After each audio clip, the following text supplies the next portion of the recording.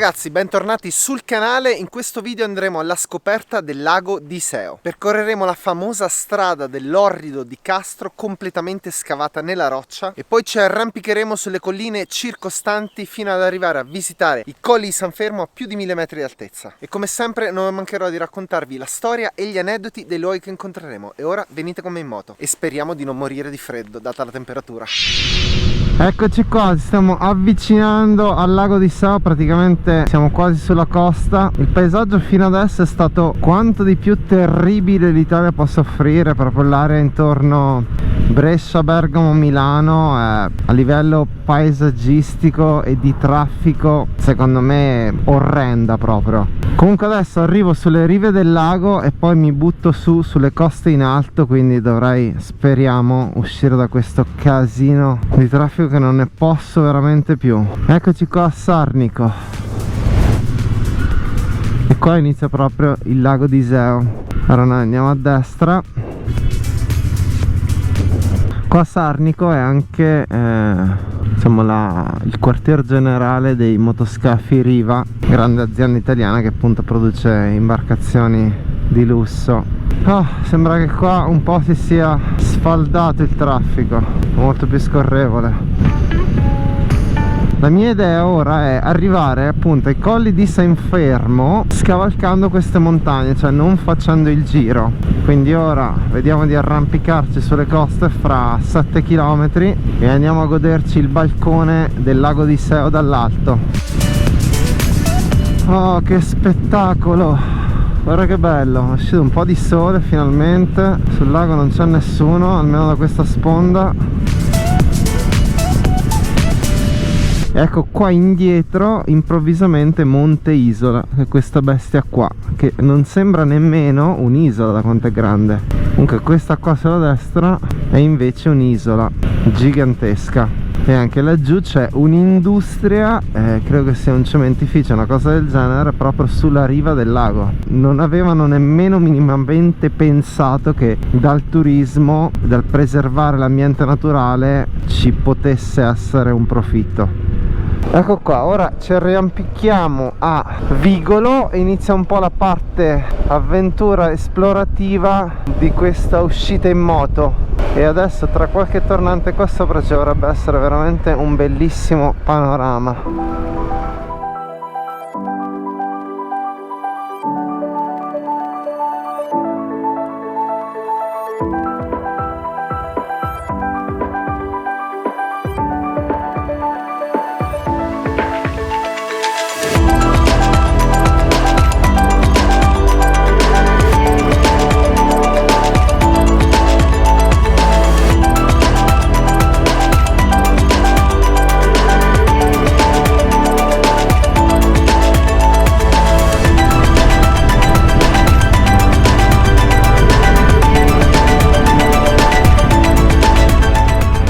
Incredibile, definirla tortuosa e dire poco.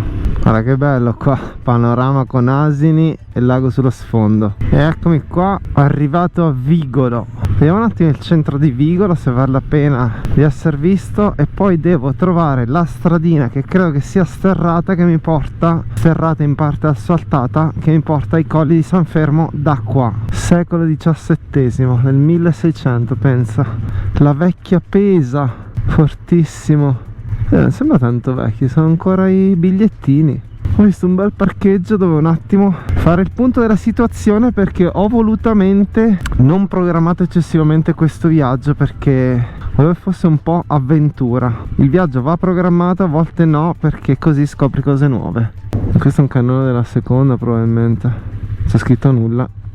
E a proposito di viaggio ragazzi, voglio parlarvi di una cosa che utilizzo sempre nei miei viaggi: Surfshark VPN. Ci permette di cambiare virtualmente la posizione dalla quale ci connettiamo con tutti i nostri device. Ora mi trovo a Roma e voglio prenotare un albergo per stasera. Vado su booking.com e questo albergo qui 4 stelle costa 136 euro per una notte. Ora cambio la mia posizione e mi connetto dagli Stati Uniti. E voilà, lo stesso albergo per le stesse date costa 130 euro invece di 136. Un altro vantaggio cambiando il luogo dove mi connetto è per esempio sbloccare il catalogo Netflix mondiale e avere molte più film e serie TV a disposizione. Oppure posso guardare la Formula 1 in diretta semplicemente connettandomi dalla Svizzera, dove viene trasmessa gratuitamente. E poi c'è la privacy: ogni volta che mi connetto a un wifi pubblico tutti i miei dati sono crittografati con una codifica a livello militare. Con il codice NONORT hai l'83% di sconto su 24 mesi e ben 3 mesi gratuiti aggiuntivi cliccando il link qua sotto in descrizione. E soprattutto ragazzi,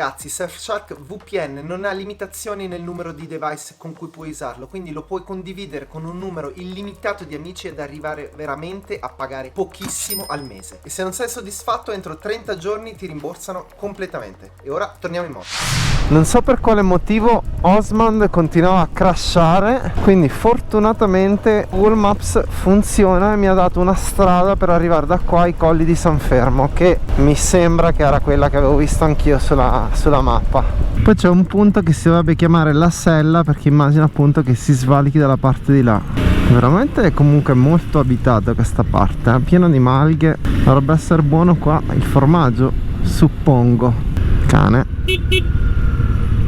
Ok, e qua sembra mi abbia fatto prendere sta stradina un po' imbucata. Vediamo. Mamma mia, come sale brutalmente.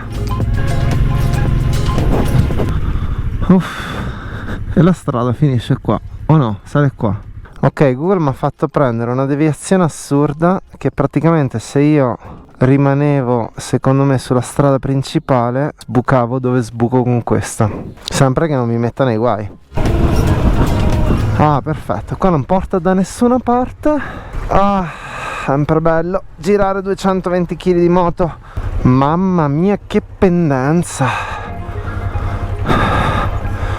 Not nice. Ok, ora sono tornato sull'asfalto e la strada dovrebbe proseguire e svalicare là sopra dove c'è Sella. Ma che vallata bellissima però. L'asfalto è anche ben tenuto.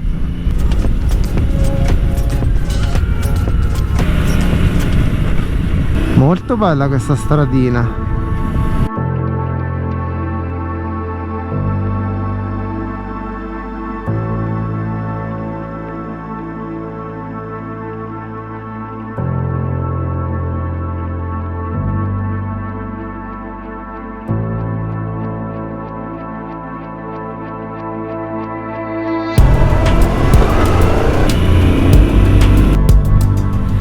Oh, che figo qua! Che spettacolo di vista! Allora lì c'è una casa abbandonata. Strada verde. E adesso dovrebbe iniziare praticamente un pezzo di strada sterrata, cementata. E visto che siamo qua con questo bellissimo panorama del lago di Iseo, vi dico anche 2 o 3 cose su questo lago, che è il quinto per profondità in Italia, è 251 metri la profondità massima. Il suo secondo nome è Sebino, viene chiamato anche lago Sebino. Il livello dell'acqua del lago è controllato da una diga e il suo principale immissario, che è anche l'emissario, è il fiume Oglio. Questo lago ha una particolarità, nel senso che ha 3 isole: Monte Isola, l'isola di Loreto e l'isola di San Paolo, ma la più grande in assoluto è Monte Isola, che è la più grande isola lacustre italiana e la più alta isola lacustre d'Europa. È un comune indipendente, il comune di Monte Isola, di 1600 abitanti, e pensate, il punto più alto è 600 metri sul livello del mare, ovviamente. Sull'isola non c'è solo un paese, ma ci sono diversi paesi. Quello principale, dove si trova anche il comune, si chiama Siviano. L'isola è molto bella da visitare, soprattutto perché ha una particolarità: nell'isola non possono circolare mezzi a motore, tranne per piccoli ciclomotori appunto dei residenti e mezzi di necessità, appunto quelle ambulanze, oppure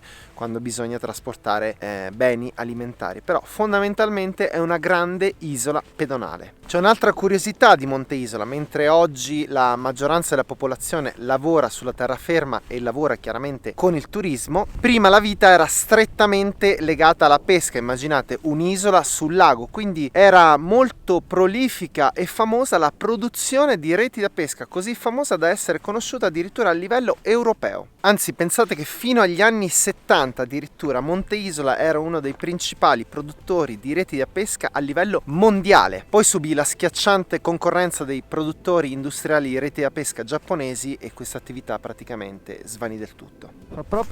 Devo dire che fa proprio freschino. Siamo a 990 metri di quota e è proprio frizzante, 8 gradi. Io quasi pensavo di non dover più usare i guanti invernali, invece oggi servono tutti. E devo dire anche le manopole riscaldate. Qua c'è ancora il baita qua giù. Sembra anche bella ripulita la strada, con tagli recenti di alberi, assolutamente ben messa.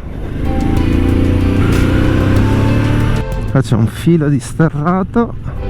Qua siamo a Sella, 1052 metri. Ok, qua quindi c'è un minimo di tratto di sterro. Veramente brevissimo, proprio tanto per dire che c'è. Temperatura 4 gradi. Mamma mia, ma nemmeno a dicembre c'erano 4 gradi a queste quote. Fantastico, veramente fantastico qua.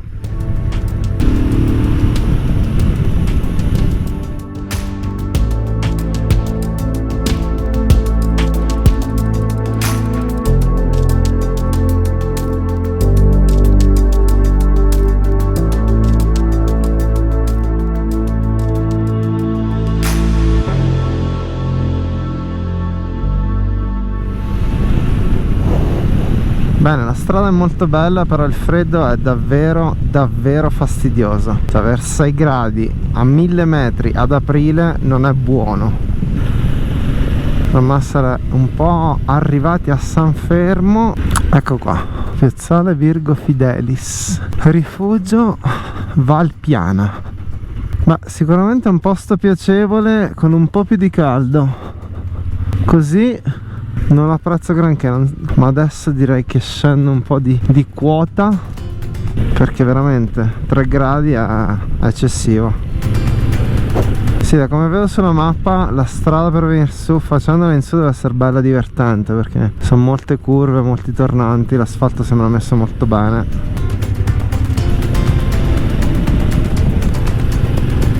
Tipo questa parte qua adesso è tutto uno zig zag. Anche se nella parte iniziale della salita, che per me è la parte finale della discesa, l'asfalto non è che sia proprio il top. Questa è una fabbrica abbandonata, probabilmente tirava fuori ghiaia da qua, da questa montagna. Guarda che roba. Qua sulla destra lo stretto e lungo lago di Endine, che adesso dovremo costeggiare brevemente. Sembra più un fiordo da quanto è stretto che è il lago.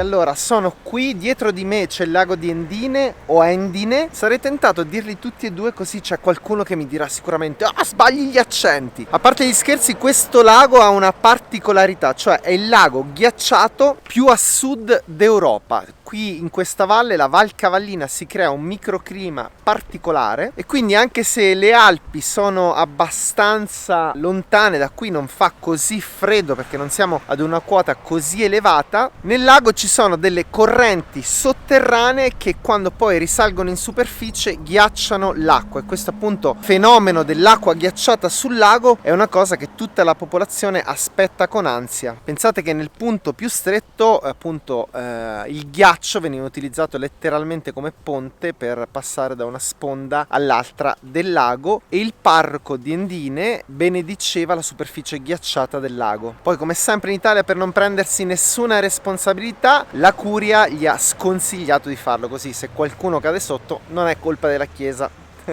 Comunque si tratta di un lago abbastanza piccolo, soltanto 2,3 km quadrati di superficie e il perimetro intorno sono soltanto 14 km. Comunque adesso risaliamo in moto e ci dirigiamo di nuovo verso il lago di Iseo, nel punto preciso in cui nasce, nella punta.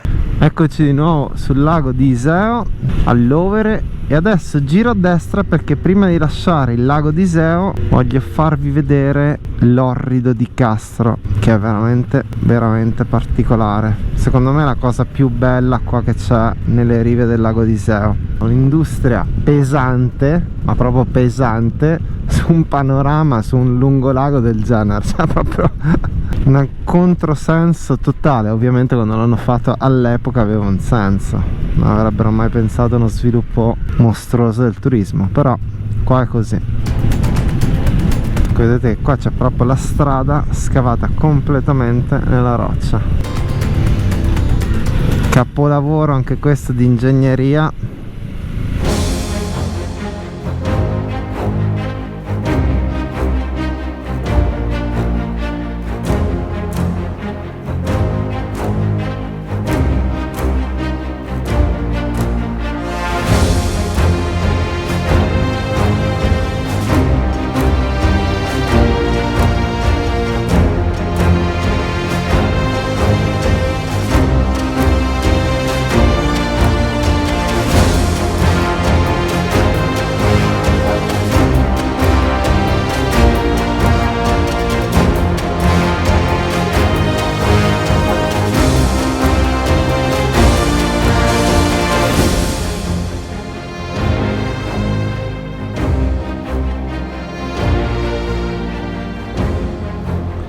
Questo c'è un breve tunnel, ma la strada originale girava qua a sinistra dove hanno fatto questo muro.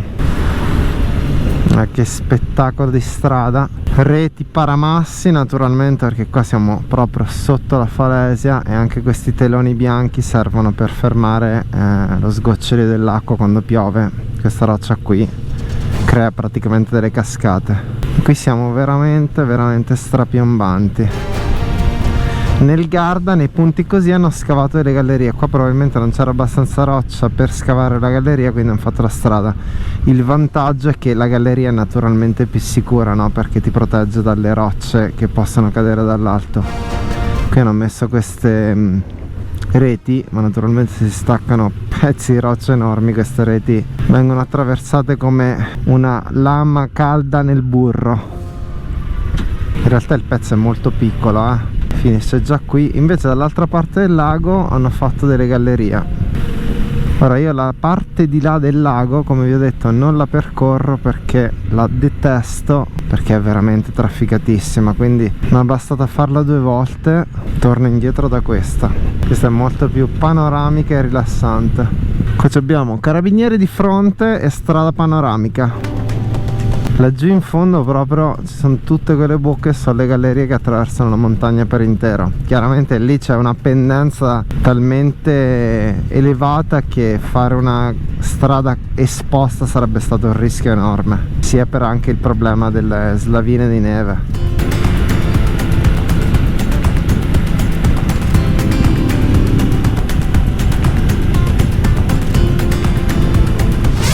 Eccoci ragazzi, siamo arrivati anche questa volta alla fine del video, spero che vi sia piaciuto. Come sempre Traccia GPX la trovate sotto in fondo nella descrizione del video insieme a tutta la mia attrezzatura. A me è piaciuto, devo dire che però il lago di Iseo ha lo stesso problema del lago di Como, cioè sono 2 laghi molto molto belli ma hanno questo enorme problema del traffico pesante e di troppo traffico in generale, cosa che non ha il lago Maggiore e il lago di Garda, almeno nei periodi di bassa stagione. Comunque il traffico pesante in entrambi i laghi, Maggiore e Garda, non c'è mai. Non si tratta assolutamente di campanilismo, anche perché a me il campanilismo lo trovo una cosa assurda, e poi come sapete il lago di Garda è diviso in 3 regioni, quindi ce n'è per tutti. Spero che vi sia piaciuto, fatemi sapere la vostra opinione nei commenti se ho perso qualcosa di immancabile e noi ci vediamo alla prossima. Ciao ragazzi!